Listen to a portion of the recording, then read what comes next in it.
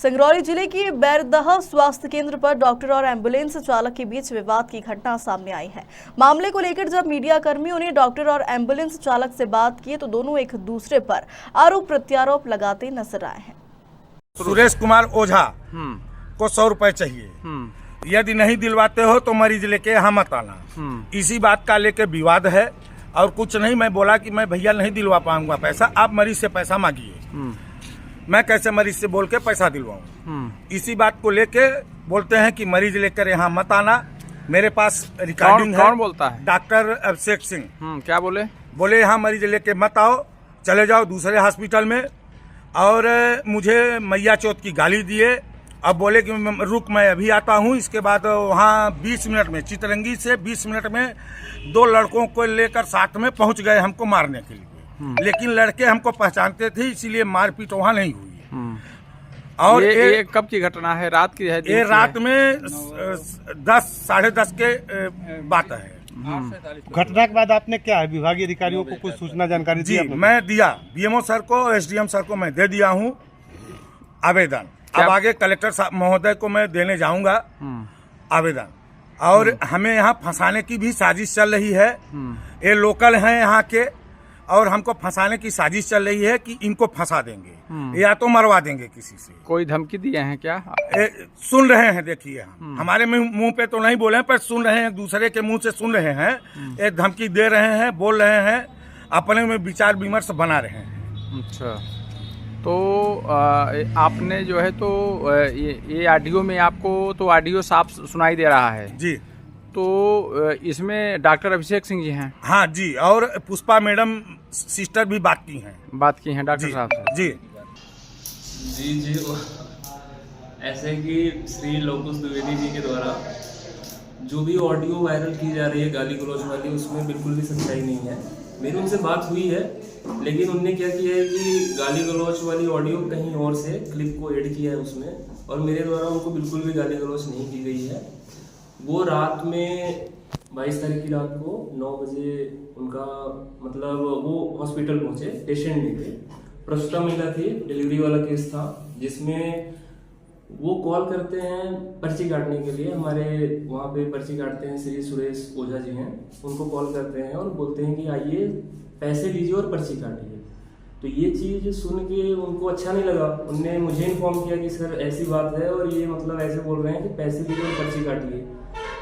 अब मुझे केस समझ में इसलिए आ गया क्योंकि इससे पहले भी ये ऐसा कर चुके हैं कई बार, और ये मुझे भी कई बार ये चीज़ें समझा चुके हैं कि बोलते हैं कि रिश्वत लेने वाली बात करते हैं कि आप रिश्वत लीजिए और जो गलत काम है वो करिए, जो यहाँ पे चलता आ रहा था वो काम आप करिए। तो होता क्या एक्चुअली कि 2 टाइप की डिलीवरी होती है, एक होती है होम डिलीवरी, एक होती है इंस्टीट्यूशनल डिलीवरी। तो जो होम डिलीवरी हो जाती है उसको ये लोग क्या करते हैं कि पेशेंट से बातचीत करके ले आते हैं हॉस्पिटल में और हॉस्पिटल में एंट्री कराने की कोशिश करते हैं। इसमें होता क्या है कि एम्बुलेंस वाले पहले से ही पेशेंट से बात कर लेते हैं कि अगर आपकी जो डिलीवरी है अगर वो इंस्टीट्यूशनल हो जाती है तो उसमें पेशेंट को पैसे मिलते हैं। फर्स्ट डिलीवरी पे 16,000 मिलता है, सेकेंड डिलीवरी पे 16,000 मिलता है, आशा कार्यकर्ता को 600 रुपये मिलते हैं। इस तरीके से पूरी इनको जानकारी अच्छे से दे देते हैं, जो कि जानकारी हमारे द्वारा भी दी गई पेशेंट को। लेकिन जो हमारे फील्ड वर्कर है शायद वो इतने एक्टिव नहीं है अभी, जिनको करना बहुत जरूरी है, क्योंकि आशा कार्यकर्ता लोग अगर टाइम से डिलीवरी हमारे हॉस्पिटल में नहीं लाएंगी तो फिर डिलीवरी हॉस्पिटल में नहीं हो पाएगी। तो शायद डिलीवरी क्या होती है, होम में हो जाती है। तो ये लोग बीच में फिर इसका फायदा कौन उठा रहे हैं? एम्बुलेंस वाले उठा रहे हैं, जो हमारे श्री लोकुश द्विवेदी जी हैं। ये क्या करते हैं, पहले से ही उनसे बातचीत करके कि हाँ मुझे 1000-2000 दे देना, इस तरीके से कर देना, मैं तुम्हारा काम करवा दूंगा। अभी मेरी ज्वाइनिंग हुई है यहाँ पे, मेरी ज्वाइनिंग अभी हुई है हॉस्पिटल में। तो अभी तक क्या था कि 4-5 महीने हो रहे हैं, 2-3 महीने से मुझे ये जानकारी होनी स्टार्ट हो गई, क्योंकि स्टार्टिंग में कौन सा सिस्टम कैसे वर्क कर रहा है पता नहीं होता। जैसे मुझे पता चला तो मैंने ये चीज़ इसका विरोध भी किया और इसकी जानकारी अपने जो वरिष्ठ चिकित्सा अधिकारी हैं उनको दी। तो उन्होंने बोला कि आप इस चीज़ को अपने तरीके से मैनेज करिए।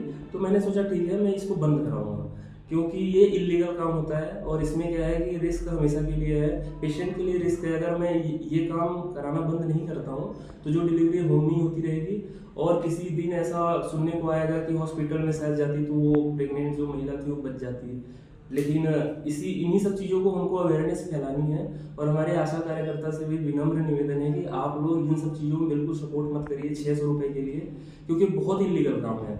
आप लोग वहाँ जाइए, उनका पता लगाइए और डिलीवरी को लेके अपने हॉस्पिटल चलिए करेंगे। सवाल ये है कि मान लीजिए होम डिलीवरी होती है जी जी और किसी भी महिला की तबीयत अस्वस्थ है, जी तो क्या वो भर्ती उस स्थिति में नहीं किया जा सकता? नहीं नहीं, बिल्कुल हमारी ऐसा हमने बोला ही नहीं ना कि होम डिलीवरी वाली महिला को हम भर्ती नहीं करेंगे, हम उसको होम डिलीवरी ही शो करेंगे, हम उसको इंस्टीट्यूशनल डिलीवरी शो नहीं करेंगे। अगर महिला का बच्चा होता है, महिला की तबीयत कुछ भी होती है, महिला की तबीयत खराब नहीं भी है, फिर भी हम उसको देखते हैं, उसके लिए टेबलेट लिखते हैं, बच्चे को वैक्सीनेशन लगता है हमारे हॉस्पिटल से, बहुत सारी चीजें होंगी। सर आपके द्वारा बोला सर नहीं नहीं, एडिटिंग ऐसा है कि मैंने उसके बाद बात को मतलब अपने फोन पर रख दिया, लेकिन इनने क्या किया कि उसमें मेरी वॉइस तो मिली जाती है और वॉइस वाली चीजें क्या होती है एडिट करके इन्हें उसमें डाल दिया इस तरीके से कि क्योंकि इनकी मेरी पहले से इनने रिश्वत देने के हिसाब से मेरे से पहले से बात की है और इन्हें पहले मुझे धमकी दी है और अभद्र व्यवहार भी किया है। धमकी देते हुए बोला है कि मैं आपकी शिकायत करूंगा, ऐसे करूंगा, मैं देख लूंगा, आपको सारी डॉक्टरी निकाल लूंगा। इस तरीके से बहुत सारी बातें पहले हो चुकी हैं। उसी चीज को इनने उसमें एडिट करके मुझे गलत साबित करने की कोशिश की है